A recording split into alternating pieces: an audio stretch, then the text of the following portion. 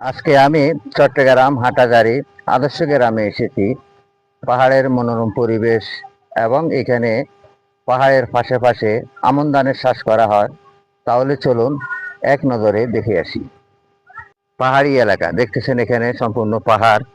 চট্টগ্রাম হলো পাহাড় সমুদ্রে ঘেরা। এখানে পাহাড়ের পাশে পাশে কিছু চাষের জমিন আছে, যথেষ্ট পরিমাণ ধান এখানে উৎপাদন করা হয়। দেখতেছেন আমন ধানের চারা বসাইছে। আমন ধানের চারা তারা এখন তুলতেছে, কিবা তারা জমিনে আমন ধান লাগানি শুরু করে দিয়েছে। কারণ এখানে পানির সংকট থাকে। তো পানির সংকট যখন থাকে, যখন বৃষ্টি হয় তখন তারা এই জমিনে পানি জমা রাখে, যেমন এগুলা বেঁধে রাখে বৃষ্টি হওয়ার পরে। যে আপনারা হয়তো বলতে পারেন চট্টগ্রাম পানি ডুবে গেছে, পানি সংকট না, এমন এমন জায়গা আছে সেখানে কিন্তু যত ঝড় বৃষ্টি হয় সেখান থেকে পানিগুলা নেমে যায়। দেখতেছেন এখানে, সেখান থেকে কিন্তু পানিগুলা নেমে যায়। তাই আমি আপনাদেরকে দেখাচ্ছি। এই যে এখানে বাড়ি, এখানে হলো জনবসতি, মানুষ এখানে বসবাস করে। এবং কি এই আদর্শ গ্রাম, এখানে এই গবাদি পশুর খাদ্য কিবা বিভিন্ন রকমের গাছ কিবা কাঠের গাছ, বাঁশের ঝাড়, কিবা ওইখানে সরকারি আশ্রয়ন প্রকল্প আছে। দেখতেছেন এটা হলো সরকারি আশ্রয়ন প্রকল্প। আমন ধান লাগানো শুরু হয়ে গেছে, দেখতেছেন আমন ধান লাগাইতেছে। এই ধান এখানে পানি ডুবে না, কারণ এখানে পানি হয় না। এগুলো হলো পাহাড়ি এলাকার উঁচু জায়গার জমিন। এখানে যখন বৃষ্টি হয় তখন তারা জমিনের আলগুলা বেঁধে রাখে, পানিগুলা বেঁধে রাখে, এরপর তারা এখানে চাষ করে, ধান লাগায়। কিংবা শুকনো মৌসুমে কোনো চাষাবাদ করতে পারে না পানির সংকটে। ওই যে পাশে দেখতেছেন এটা হলো আশ্রয়ন প্রকল্প। এখানে যারা অসহায় মানুষ তাদেরকে এখানে এই ঘরতুলি দেওয়া হয়েছে। এটার নাম হলো গোল পাহাড়। এই পাহাড়ে যথেষ্ট পরিমাণ কাঠের গাছ লাগানো হয়েছে। যে ব্যক্তি গাছগুলা লাগাইছে সে যথেষ্ট পরিমাণ আয় করতেছে। আপনি যদি গাছ লাগান, গাছেও আপনি আয় করতে পারবেন।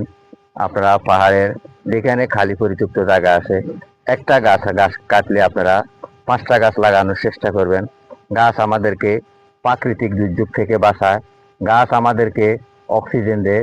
দেখতেছেন এখানে গাছ আর গাছ, এক একটা গাছ কত বড় বড়। এখানে মানুষ বসে থাকে না, সম্পূর্ণ কৃষিতে কিংবা কর্মে লিপ্ত থাকে। তারা কর্ম করে, কর্মের উপরে তাদের চলা।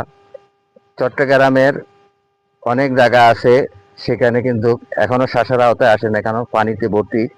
আর অনেক জায়গাতে আছে এখানে চাষাবাদ করতেছে, কারণ যেগুলো উঁচু জায়গা সেখানে অবশ্যই চাষাবাদের উপযোগী হয়ে গেছে। অনেকে কিন্তু বন্যার কারণে ধানের চারাও বসাতে পারে নাই, কিংবা ধানের চারা বসাইছে সেগুলো কিন্তু তাদের চলে গেছে। তাই এখানের মানুষ, এখানে কোনো ফসল নষ্ট হয় না। এখানে চাষাবাদ করে তারা অনায়াসে ফসলগুলা গড়ে তুলতে পারে।